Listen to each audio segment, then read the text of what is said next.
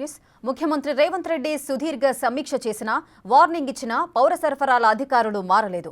ఆరుగాలం కష్టపడి పంట పండించిన రైతులను నిలువునా దోపిడీ చేస్తున్న మిల్లర్లకు మద్దతుగా పౌర సరఫరాల శాఖ కమిషనర్ డిఎస్ చౌహాన్ మాట్లాడడమే ఇందుకు నిదర్శనం. అసలు గింజ తయారు కాకుండానే రైతులు పంట కోస్తున్నారని చౌహాన్ కామెంట్ చేశారు. రైతులు తెస్తున్న ధాన్యంలో 52.5% తేమ ఉందంటున్నారు. అసలు ధాన్యంలో అంత తేమ ఉండడం సాధ్యమేనా అనేది అసలు ప్రశ్న. ఎండలు మండుతుంటే ధాన్యంలో 52% తేమ ఎలా ఉంటుందని రైతులు నిలదీస్తున్నారు.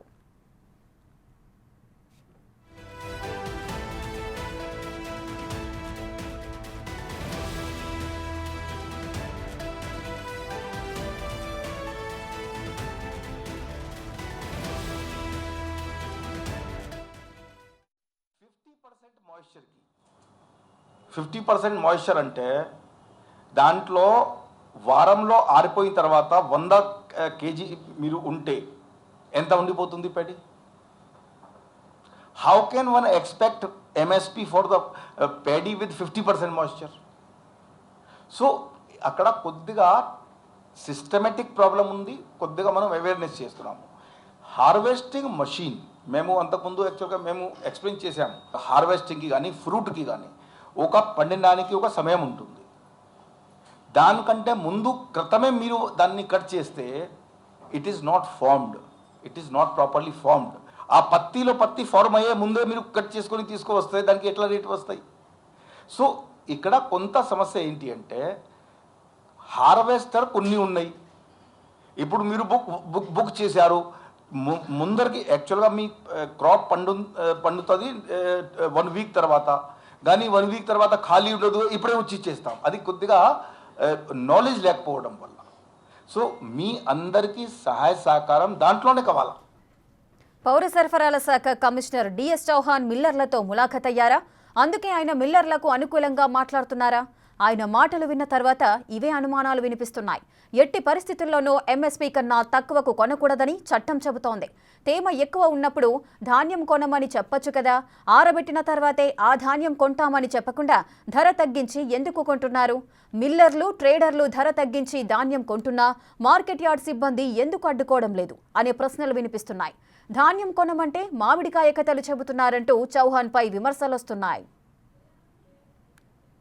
ఇప్పుడు హార్వెస్టర్ వల్ల ఏముంటుంది, హార్వెస్టర్ నుంచి డైరెక్ట్ అది ట్రాక్టర్లో లోడ్ అవుతుంది. అప్పటి వరకు దానికి మాయిశ్చర్ కంటెంట్ చాలా హై ఉంటుంది. తర్వాత రైస్ గ్రెయిన్ ఫార్మ్ అవుతుంది కదా, బిఫోర్ దాట్ ఇది కొద్దిగా సెమీ లిక్విడ్ స్టేట్లో ఉంటుంది. అర్థమైందా మీ అందరికీ? అంటే మేము కొన్ని ఉదాహరణ ఇస్తున్నాం మీకు ఈజీ చేయడానికి. That becomes in a viscous form, liquid ఫార్మ్లో ఉంటుంది. తర్వాత పూర్తిగా రాయిప్ అయిపోయిన తర్వాత అది సాలిడిఫై అవుతుంది. సో సపోజ్ 51 మాయిశ్చర్ అంటే నాకు 52.5 మాయిశ్చర్ అంటే ఇది ప్రీమెచ్యూర్ గ్రెయిన్ కటింగ్ అయిపోయింది నాకు అనిపిస్తుంది. అసలు లోపల సరిగా రైస్ ఫార్మే అవ్వలేదు. మీరు కూడా ఫీల్డ్కి వెళ్తే ఎప్పుడైనా చూస్తే రైస్ వాళ్ళు చూస్తారు. యాక్చువల్గా పాత ఫార్మర్స్ కొన్ని తీసి రైస్ ఫార్మ్ అయిందా లేదా అని చూసేవాళ్ళు. సో అలాంటి పరిస్థితి ఉంటే కొద్దిగా ఇబ్బంది ఉంటుంది. ఎందుకంటే 52.5%లో ఉంటే దాంట్లో నుంచి మనము బియ్యము తీసుకోలేము, బియ్యము ఉండదు. సో హడాబడిలో హార్వెస్టర్తో కట్ చేసుకొని డైరెక్ట్ ట్రాక్టర్లో లోడింగ్ అవుతుంది. ఈ హార్వెస్టర్ ఉన్న వల్ల చాలా లాభం, కొన్ని నష్టాలు కూడా ఉన్నాయి. వాళ్ళకి ఎట్లా ఉంటుంది కి హార్వెస్టర్ మషిన్ ఇప్పుడు దొరికితే అప్పుడే కట్ చేసేస్తారు. కానీ మీరు ఒక మామిడి పండు రైపెన్ అవ్వలేదు, దానికన్నా ముందు ఉంటే పులుగ్గా ఉంటుంది, బాగుండదు టేస్ట్. ప్రాపర్గా రైపెనింగ్ అవ్వాలి కదా. సో రైపెనింగ్ అవుతేనే అది ఉంటుంది. సో ఈ క్లాసిఫికేషన్ పరంగా వస్తే 80 పరిస్థితిలో ఒక నయా పైసా ఎంఎస్పి కింద